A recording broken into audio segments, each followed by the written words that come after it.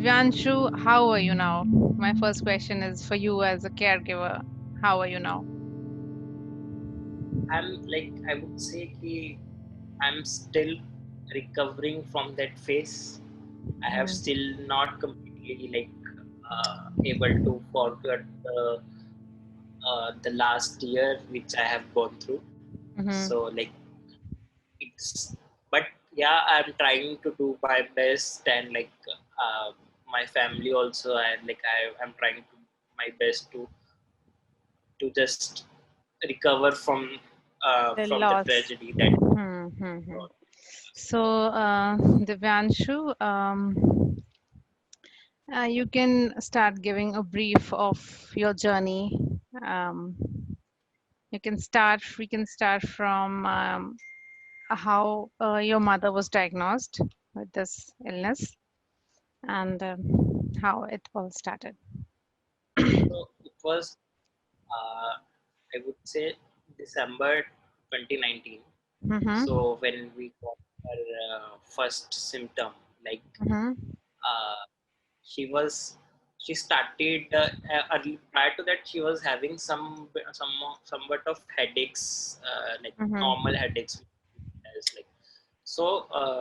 We consulted with some neurologist, and they said this. They gave some medications, and they said it will be fine, nothing to worry about. We said okay. From past 1 year, more than 1 year, she was taking the some of the medications, and with the medications, she was fine. What was your mother's age when she was diagnosed? 59 Okay. years. Mm-hmm. So with the medications, she was like okay. Earlier, she used to have sometimes she was not able to have a proper sleep and all that kind of stuff. But these symptoms Mm. will never trigger us that it will reach us to the this level. Yeah. So when we got so one time I'm there in the Bangalore. I'm doing my job there. So Okay. my here in Punjab. One day I was talking to my mom over the phone. She said something out of the context while talking. So that was some first symptom which triggered. I asked we were not talking about it. How come this thing comes into the our conversation? This is not the part of our conversation. It's like so I was surprised. So she said, no, no, okay, okay, just forget it. She said by this. Next day when I called, she said it was night, but she said good morning. Okay. So that something is happening wrong. Like she's saying some weird things and all. Mm-hmm. So after uh, we said okay, might be can this some kind of depression as we were outside, her children are outside, my both sisters are married and I'm working out, so she's Mm-hmm. might be feeling comfortable because of that it can. Okay. And post that then new year, she didn't call me for the new year. That was also surprising. Earlier she used to call me every day. She didn't call me. I said, Mom, happy new year. She then said again something, happy birthday to the new year. So that triggers us that something is going wrong. We Okay. again go to that neurologist, Hmm. and neurologist again gave some, but he didn't Where did ask you us to go. consult at that time? We consulted in Patiala. There is a neurologist, doctor Okay. is there. Yeah. Hmm. So, but we were not satisfied with that. Mm-hmm. Then I said, okay, I'm coming here and will consult with some other doctor in Chandigarh. Mm-hmm. So we planned, like my mom and dad said, okay, we will pick you from the airport in the Chandigarh and then we will go to the doctor. Mm-hmm. So, but my flight got delayed, and so they were having the appointment with the doctor. So I asked them to go to them and I will come afterwards. So they reached there. So the doctor was he was we can say experienced one, and he was just with the with a sitting posture only, he came to know that something is wrong. He said, uh, as soon as possible, go for the MRI and get the MRI done. Mm. So I met her after the MRI. So she was at that time. It was a very, we can say, a peak time for her, where at every hour her symptoms were changing. Okay. Like she stopped somewhat chewing, and some face expression Mm. deteriorates, and she was speaking less. She was not Mhm. very talkative at that point. Mhm. So when we had done our MRI, so we rushed to the doctor and said to him that this is not good, and he gave his with experience, like it is going to be according to the GBM4. So Okay. he said, I will tell the, I will suggest you some neurosurgeon. You have to immediately go for the neurosurgeon and Mm. get the surgery done. Okay. So the same night we rushed to the Max Hospital and consulted the doctor. Mhm. So then and there, doctors told us we are there with only left with only like 2 to 3 months if we are not going to have a surgery. Mm. If you are going to have a surgery, then your duration can be extended to 1 to 1.5 Max to 1 year, months. exactly. That's how That this was news is clearly broken to. Yeah. Mm. The only on the way. same day. Hmm. And I was like completely surprised. Like 2 months before I was here, like on the Diwali time, we celebrated everything. It was everything was perfectly fine, and like within the days, it has grown that much. It was affecting her.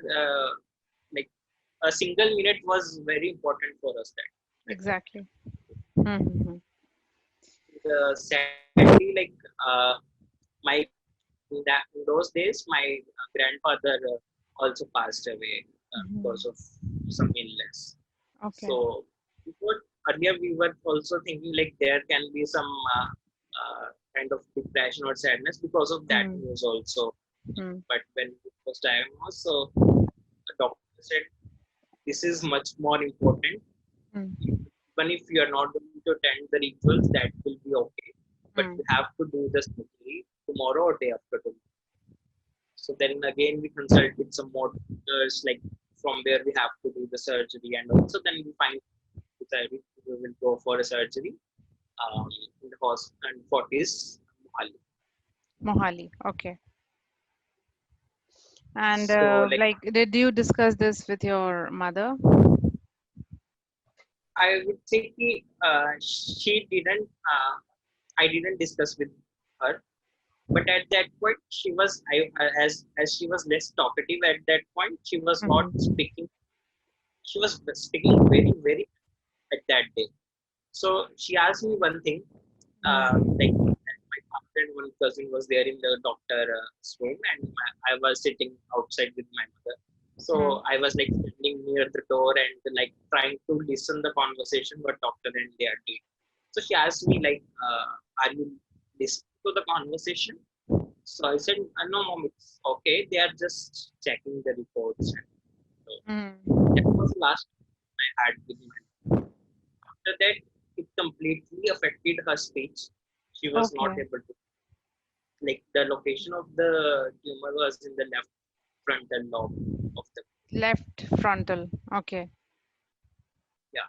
Okay. So which affects her speech Mm-hmm. and her body. Balance. Yes. Okay. So after surgery, like she was a bit okay. She was like a day by day a bit improving. Like So she was normal in terms of her senses and her walk and speech after surgery? I would say not normal, but she was Mm-hmm. recovering from that. Like Okay. she was speaking something like for Hmm. 10, 20 days, she was like speaking some of the sentences, and she Okay. was slowly like trying to take his hands, and slowly she was able to walk by herself. Mm-hmm. Okay. Then suddenly she started stop speaking. Then I Okay. asked the surgeon who has done. So they say they I don't know, like they didn't take it seriously, but they said it might be because of edema and all that stuff, Mm-hmm. and also they didn't give any particular medication for that. But then the day comes where we have to, of course, have to go for the radiations and Exactly. chemo. Knowing Because that how weird that can be and the side effects, the only option we have is to go for radiation and chemo. for 1 month radiations and the chemos. So that was again shocking. Then biopsy report came. So that was again shocking for us.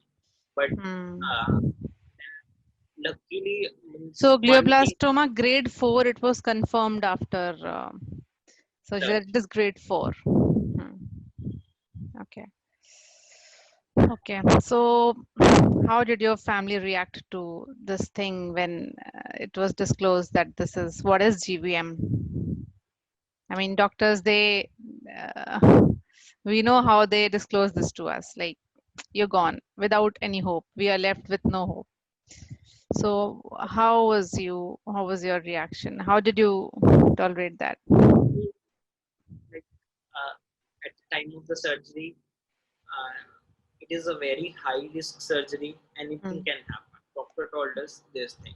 So like I have my two sisters. One was there in the again in Bangalore, married in, she was there in Bangalore. One was there in that time Scotland, UK. So the same day they both rushed to the Punjab here in India. So at the day of the surgery, because Okay. doctor said anything can happen, Yeah. you could be there. So Hmm. somehow we managed to, with a lot of courage, we gone for the surgery, and post that when we came to know it is a GPM. Okay. Uh, Actually, so after that I started reading. Like if you Google it, also the GPM 4, the first line it comes is life expectancy is this much. The first line what I remember, I searched on Google and it was like I was typing glioblastoma, and before I could finish the blastoma MA, the first line that came was the death process of glioblastoma, and I was like, my fingers were shivering. I couldn't even type beyond that. Like, what is this happening? I mean, few days back, I was planning holidays with my mother, and she was the fittest person in my family, and now I'm going through this glioblastoma. I mean, the first sign tumor. I mean, doctors say that we feel something is doubtful. This is what they how they start. They say that we see something and it's a swelling, or we doubt that what is it about. And then they come to the point that yes, it can be a tumor, and then it can be a malignant or a benign tumor, and then it's glioblastoma. So this word was is quite unknown for us, and what Google says is like this is the death process of glioblastoma. So uh, it's tough. It's definitely tough for the family members, for Uh, kids, for your father as well. It would have definitely been that when this news is disclosed, it's very bad. I can completely understand. And we have no clue what to do at that point because the doctors, they say that we can't do anything.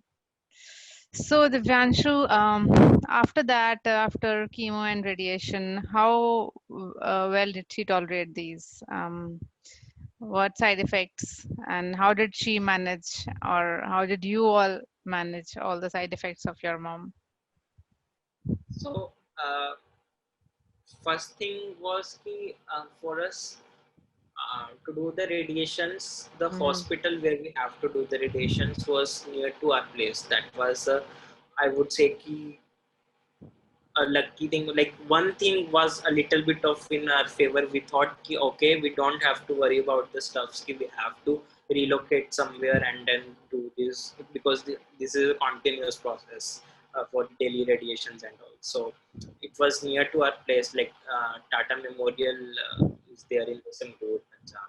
Yeah. Okay. So we used to go there, but after that, after sometimes like 2 3 weeks, 2 weeks, I have to go to Bangalore for sometimes. Like I planned, like I will go there, work for 2 3 weeks, and I will take some work from home or sabbatical leave or whatever I will manage. One time I have to go for the job. I went there, and the lockdown happens. Okay. I couldn't come back.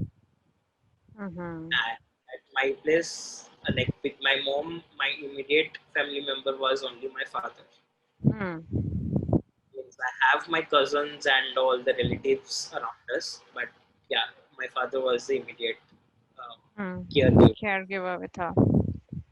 So that period was again like for me, it was a very challenging and depressive period. I would say I was sitting And there and I can't do anything. I am sitting there. I can't go there and can't take care of my mom. And I was like, I was praying to God, God, at least please don't give me some bad news while I'm there. Like, since at any day anything can happen, so I was like saying I have to go there and meet my mom once. Please, something should not be there. Like some bad news came. I can't tolerate. Means that was the hmm. one I was only praying. Okay. So I remember on 25th the flight starts from Hmm. like later again. So I took the first flight in the morning somehow Hmm. and came to here. And because and also we have to stop the radiations and the chemos in between. Like her 1 week or 10 days were left because her platelets dropped Okay. drastically. Hmm. They were around 15 20,000 only, Okay. even below that. Because in 1 week, last week we had the test, they were okay, and in the next test they were completely dropped. So they So immediately was stopped. her, did you get that testing done during the, we call it the fish analysis? Okay, so probably a lot of places it doesn't happen that the chemo is going to work or not. We get a slight idea. Okay, so yeah, with GBM patients, platelets they drastically go down and then it becomes really serious. Okay. And the platelets were I would say, the culprit in our journey. We were not able to up the platelets after that. We tried Yeah. everything. The doctors, Mm-hmm. then after the doctor said, okay, we gave her fusions or platelets, and they came to 76, 80,000, and they said it should increase by themselves, but it didn't happen. So then doctors said we can't go for chemos anymore, but we can complete the radiations part. So we completed the radiations, whatever were left. Mm. So again, after, but with her symptoms, we were not satisfied. We were not able to see any improvement in her, or like she was completely bedridden at that point because Okay. she was not able to So how long after talk. surgery she was bedridden? Like when the chemo started, I would say. Okay, probably in Earlier, a few she was months. like slowly improving in walking Did and all. she But knew about her disease? Did you talk to her? Like, did you get a no, we chance? didn't talk No. to her. We didn't talk to her, but she might be knowing. But Mm. as she was not speaking, so she was not able to express Okay. with us with Hmm. this journey. So we can't have anything like we can't talk to her during this journey.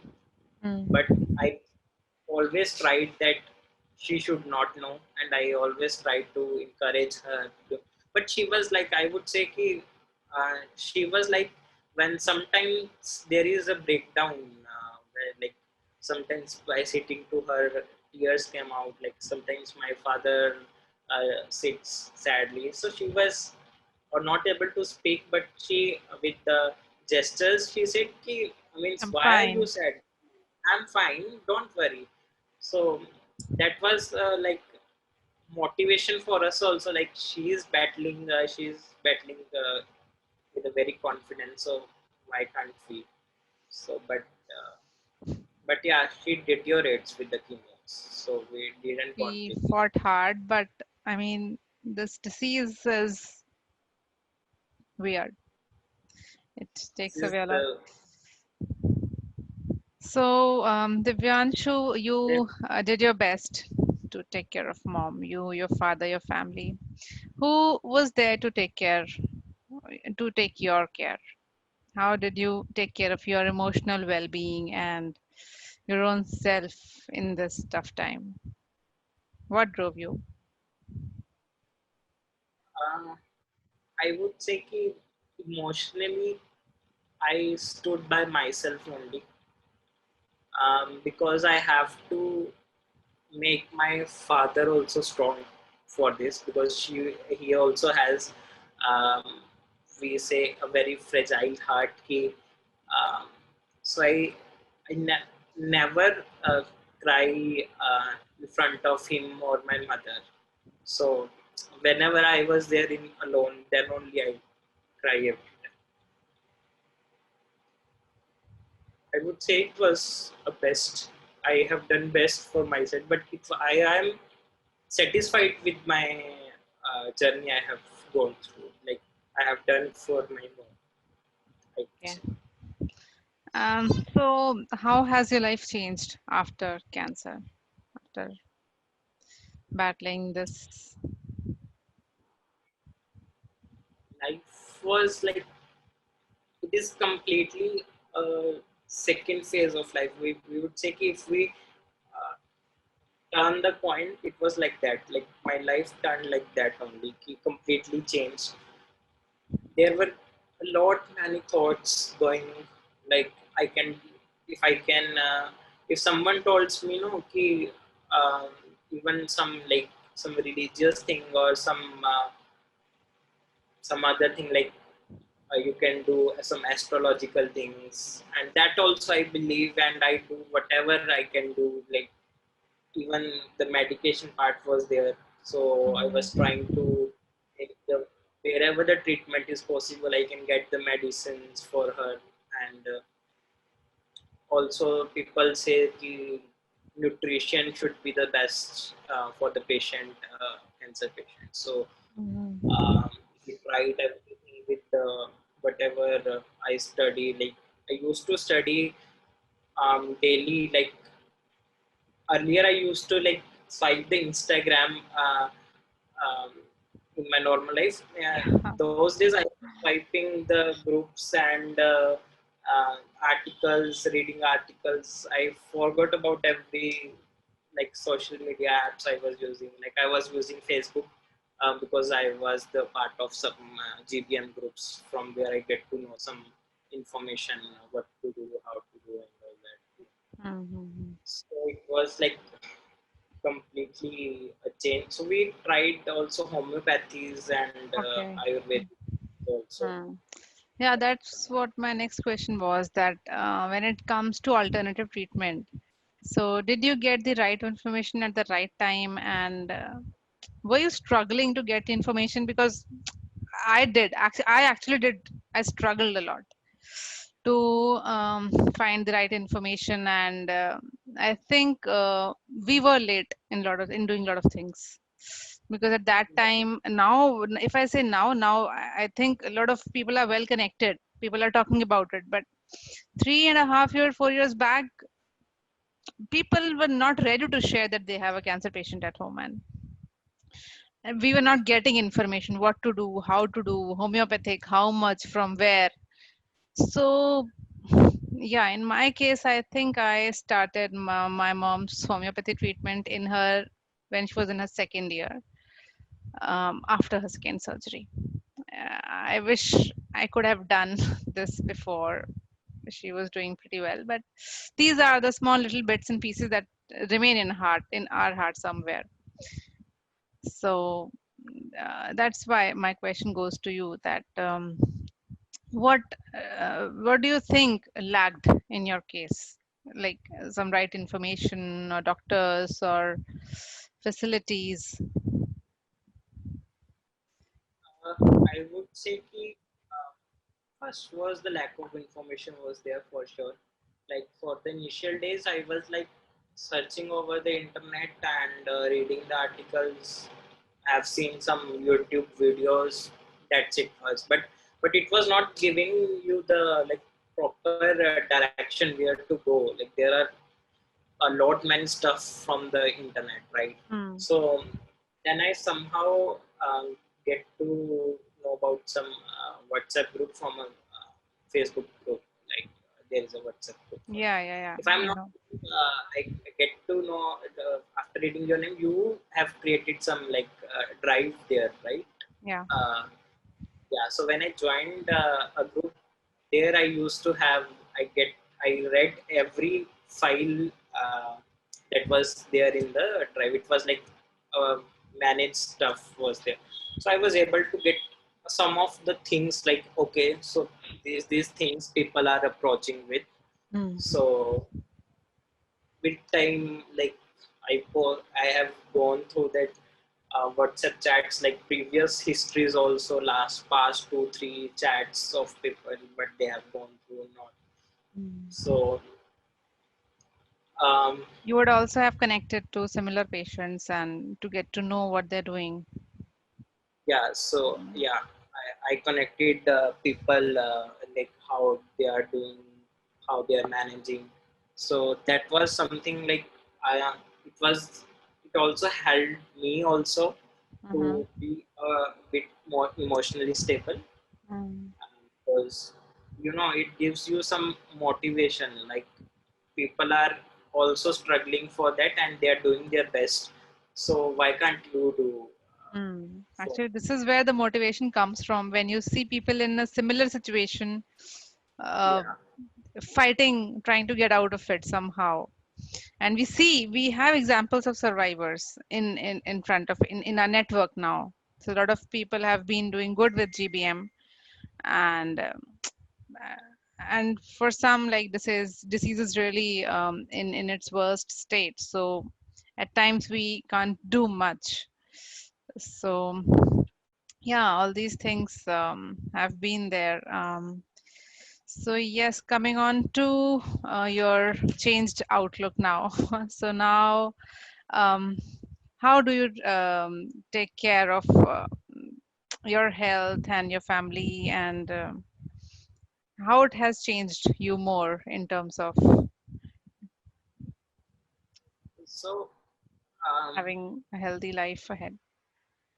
yeah, so one thing, like post my mother's death, so I was like, one thing which motivates me is like she was very brave. So as a son, so I should also be um, brave enough to.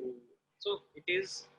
I am coping with it. It is okay. Like you do your best. You have done your best, Mm. um, but you can't. You don't have control of everything.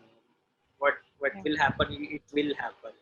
yeah. So I'm just now like trying to busy myself. I used to like in daytime. Okay, I have my job to do. Like luckily, I would say ki post that I was having the work from home uh, Okay. option because of the COVID. So that was also one, like I would say, good factor for me, which Mm. helped me to uh, go through this journey, because otherwise I either I have to lose my job. Mm. Um, means one thing I can do, either I have to do my job or take care of my mother.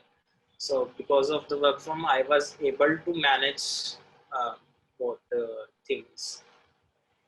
And right now also, like as I'm working from home, so at least I am there with my father, so Mm. giving him the support. And yeah, I'm like trying to grow emotionally, but you have to, there is no other way to do this. To be strong, you have to be strong. There's no no idea. So that's nice. So You are working as well and taking care of your family as well. So your father is staying with you now? Yeah, Okay. So you are working from your hometown, Patiala. yeah, Okay. near Patel. Okay. So can you share some of the cherished memories with your mother? Uh, cherished memory, last cherished memory I had Diwali time with her. So I came here actually during Diwali. I just recently changed my job company. So Mhm. at that time, my parents and all said you stay there because you have recently um, shifted your job. If you are taking leaves, it will be a bit difficult for you. Mhm. We will manage if you will stay there on Diwali. I was like, no, I will come here and I will manage my leaves and all that stuff. I will come to the Diwali. So we celebrated it in a very good way. So it was the last happy moment I had Mhm. with my family. After like 1.5 months, she was diagnosed with GPM. We planned everything, and when I like last met with her on Diwali, so we planned like we will have. I said I will book your tickets, and you both have to come to the Bangalore, and you will stay with me for some time there, and we will have planned the holidays and all that stuff. But Mhm. it, as I said, everything is not in our hands, so we were not able to do that. Yeah, yeah, completely understand. And actually, we, as kids, we have our dreams, but I think we have our responsibilities over our dreams somehow. Yeah, And it's always nice to be able to care for our parents. It gives us always that boosting power. um, the place where we get sad is that God could have given us little more time to give them the care that they needed at this age, because now at this age when we are able to give our care to them, this is what we wait the most for a lifetime. And when we are into working and then earning for ourselves, taking care of them, doing things for them, at this point of time we feel that yes, they should have been with us. But I think one line that always keeps on I feel good, that it says safar khoobsurat ho manzil se bhi. So the time that probably you have spent, I have spent with my mother, that time was wonderful. The thing that we feel that, and it is always going to keep us boosting always. And yeah, and this pandemic time has definitely been tough for us, losing our loved ones in this time when we couldn't do the things the way it should have been done. But yeah, I think you are son of a brave mother, brave father, and you have really fought hard. So definitely, this way you also inspire your family and a lot of people. And thank you so much for giving your time to Love Heals Cancer and Zen Onco. And we are reachable to you. You can join the healing circles also, share your views, and um, lead an inspiring life like you have been doing. And this changed view of ours, the how this has changed, how cancer has changed our life, it it should be impacting others in a positive way. That's with this only we are able to come out of all those things that we have gone through. So yeah, take care of yourself, and thank you so much for your time. And for anything you can connect. Thank you. yeah. Thank you so much. Have a great day. Bye.